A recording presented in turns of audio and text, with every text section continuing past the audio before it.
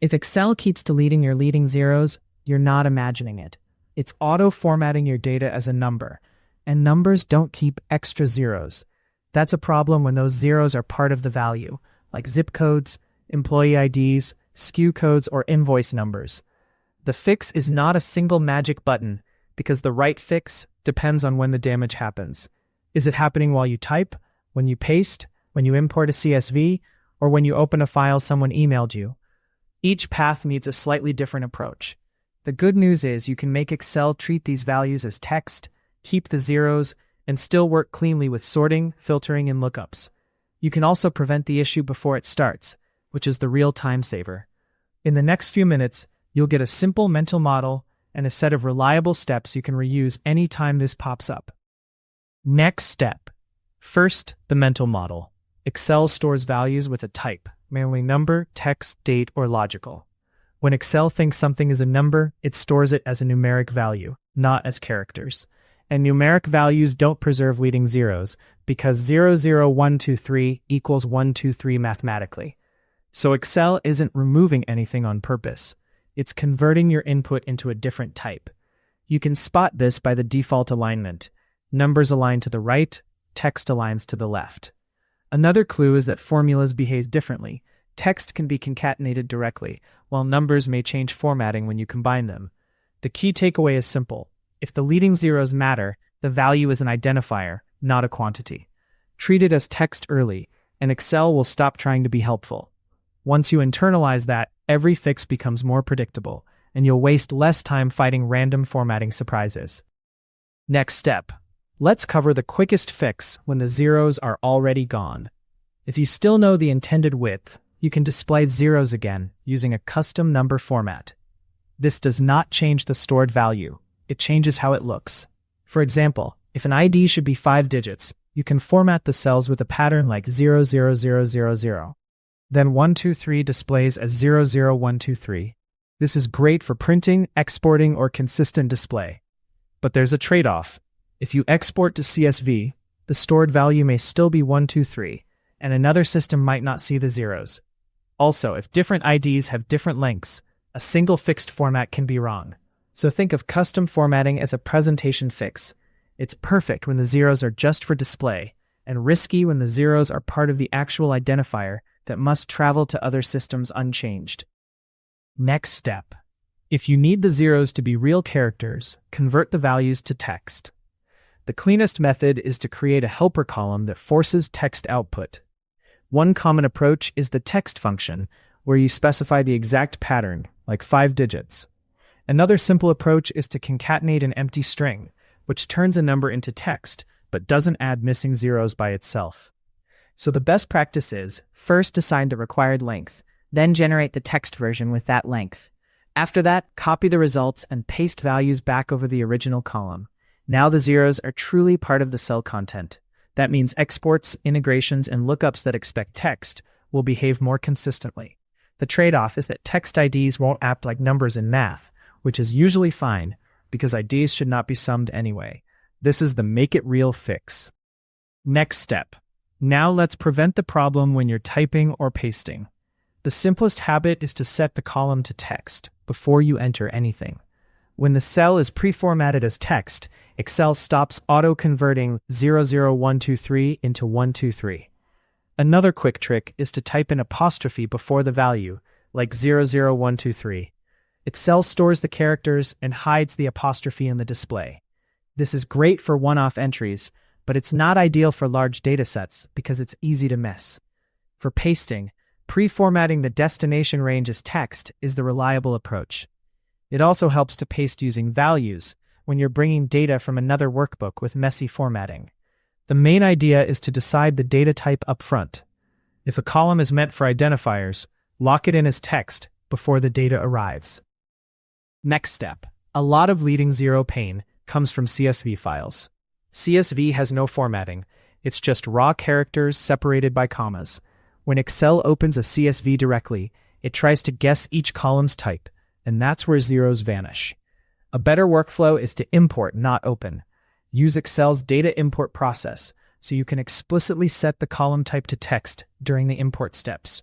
That single choice prevents conversion, keeps your IDs intact, and avoids date misreads too. If you're receiving CSVs regularly, this is the most important change you can make. It also creates a repeatable process. Once you set the import rules, you can refresh the data without refixing the same columns every time. The key takeaway is simple. Opening a CSV invites Excel to guess. Importing a CSV lets you decide.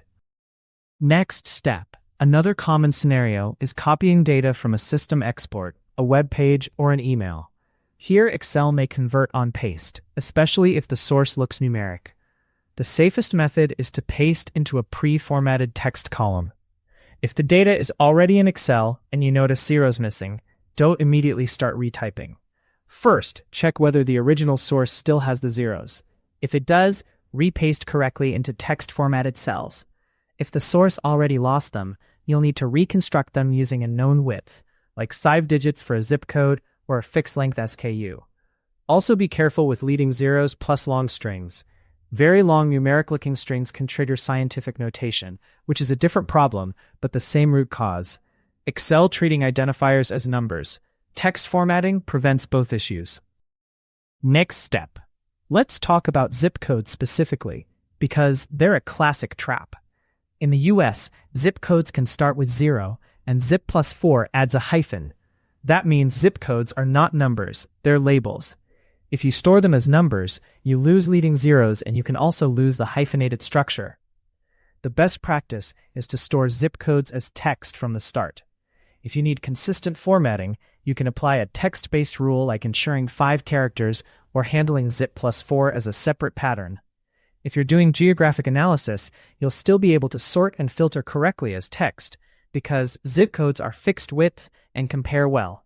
The only time you might want a numeric zip is for a very specialized calculation, and that's rare. For most workflows, text zip codes are the correct choice. Next step. Now IDs and SKUs. These often look numeric, but they're not quantities. They can include leading zeros, and sometimes they include letters in other datasets. The biggest risk is inconsistency. If one file stores the ID as a number and another stores it as text, lookups can fail, even when the visible values match. That's because Excel treats 00123 as text and 123 as a number, and they're not equal. So for reliable VLOOKUP, XLOOKUP, match, and joins in general, you want both sides to be the same type.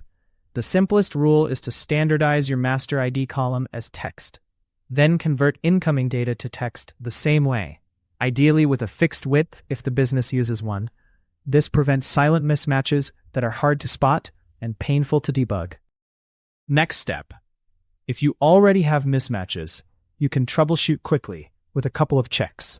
First, test whether a value is text by using a simple type check or by looking at alignment and behavior in formulas. Second, normalize both columns into a consistent text format. If the correct ID width is known, generate a standardized text ID for both datasets using the same pattern. If widths vary, you can still convert numbers to text, but you may not be able to restore missing zeros without a rule. In that case, you need a reference source, like a master list, to map the correct IDs. The key is to stop guessing. Decide the standard form, apply it to both sides, then run your lookup. This approach turns a messy, mysterious error into a predictable data cleaning step you can repeat. Next step. One more nuance. Custom number formats versus true text. Custom formats are tempting because they're quick and they make everything look correct. But if you copy those cells into another system or export them, you may discover the zeros were only cosmetic. Text conversion is safer for data exchange. So here's a practical decision rule. If the value is used as an identifier across files, systems, or reports, store it as text. If the value is only displayed in a report and never leaves Excel, a custom format might be enough. Also consider downstream tools. Databases, CRMs, and shipping systems often expect IDs exactly as characters. If you're unsure, choose text. It's easier to format text to look like a number than it is to recover lost characters after a conversion. Next step. To make this stick long-term, build a simple workflow. First, identify your identifier columns: zip, SKU, employee ID, invoice number, order code. Second, Set those columns to text before data entry, paste, or import. Third, when you import from CSV, explicitly set the column type to text in the import steps. Fourth, standardize width when the business rules define it, like 5 digits or 8 digits. Finally, validate with a quick spot check. Pick a known value with a leading 0 and confirm it stays intact after refreshes and exports. This turns a recurring annoyance into a one-time setup, and it reduces subtle errors like failed lookups and mismatched joins that can quietly break reports.